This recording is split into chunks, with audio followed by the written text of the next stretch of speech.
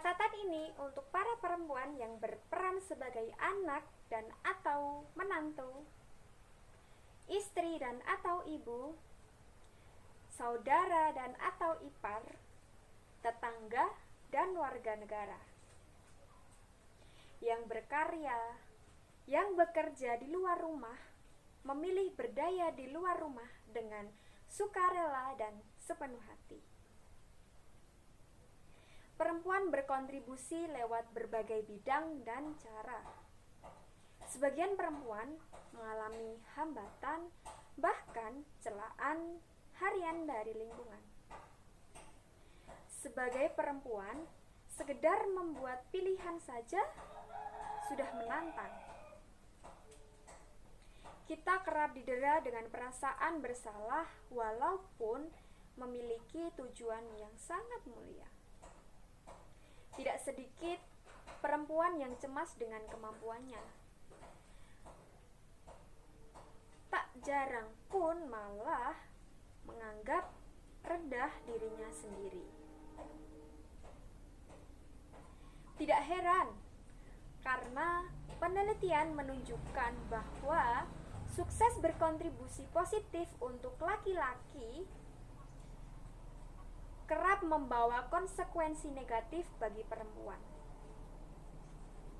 Menjadi sukses bukan hal biasa untuk perempuan, justru kerap bertolak belakang. Terkadang ambisi yang kita miliki dianggap bertentangan dengan tradisi. Pekerja perempuan yang mengupayakan posisi dianggap mementingkan diri sendiri. Mereka yang berani unjuk diri seringkali justru dihindari. Bahkan saat sudah berhasil pun, walau sukses membawa manfaat bagi orang banyak, cibiran masih saja datang. Hal berhasil bagi perempuan bisa saja memicu hal yang negatif. Dianggap begini, dianggap begitu, dan ditakar macam-macam. Banyak yang harus kita perbaiki. Mari memulai dari diri sendiri. Tidak ada yang lebih tahu siapa perempuan selain kita sendiri. Harga diri tidak ditentukan oleh orang lain, melainkan berasal dari pengenalan atas diri sendiri, tahu kekuatan, kekurangan, dan kelemahan diri sendiri. Dan yang terpenting, kita paham apa yang hendak kita kejar dan apa yang akan kita realisasikan. Definisi kepercayaan diri adalah mengetahui impian masing-masing.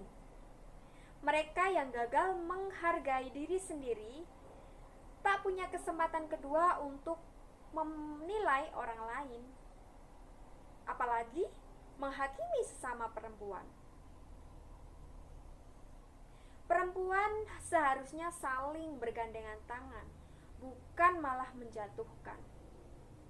Mungkin karena kita melihat hidup sebagai ajang kompetisi. Karena kemampuan yang kita memiliki keterbatasan ruang yang kerap dianggap remeh oleh orang lain. Jadi, tanpa kita sadari, kita kerap khawatir, cemas, sehingga tidak pernah cukup untuk diri sendiri. Akibatnya, siapapun bisa terasa sebagai ancaman. Gerak-gerik sejawat bisa dicurigai sebagai tantangan.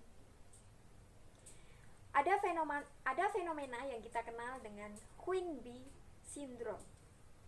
Nah, hasil penelitian mengungkapkan sekitar 58% perundung di tempat kerja adalah perempuan.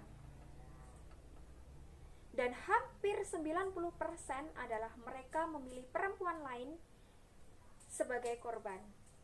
Padahal menjadi positif bukan tanda kita kalah. Namun, kita yakin bahwa kesuksesan tidak perlu diperebutkan dan kerjasama akan lebih didahulukan, akan membuat perempuan tidak pernah sendirian. Kita ditemani oleh orang banyak dan kita bersama-sama dengan perempuan yang lain. Mari kita bicarakan pencapaian perempuan kita. Mengapa itu perlu? Nah, karena jika laki-laki dipromosikan berdasarkan potensinya, kita perempuan hanya berdasarkan performa yang sudah kita buktikan. Jangan mengikuti gaya mereka yang seringkali memperkenalkan pemimpin perempuan di depan umum bukan karena keahliannya dan pengakuan yang telah dibuktikannya, tetapi pujian atas penampilannya. Jika tidak ada yang mau mempromosikan perempuan, biar sesama perempuan yang akan pula yang menjadi jurkamnya. Mari lebih menunjukkan empati dan kemurahan hati, menjauhi kecemburuan, dan menghindari runcingnya perasaan bersalah yang kerap kali mendera perempuan.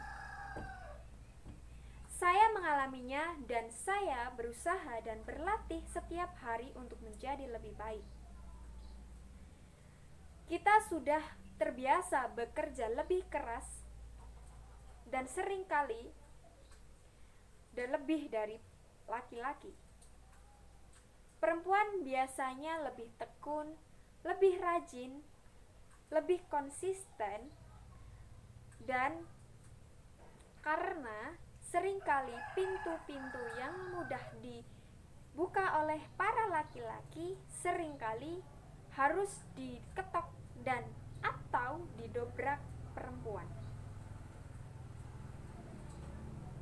Jadi mari membangun lingkaran kekuatan antar perempuan, lingkaran untuk berbagi, lingkaran untuk berbagi pikiran dan berbagi perasaan, juga untuk memupuk keberanian. Percayalah, kita tidak pernah sendirian jika mau membangun lingkaran hidup perempuan.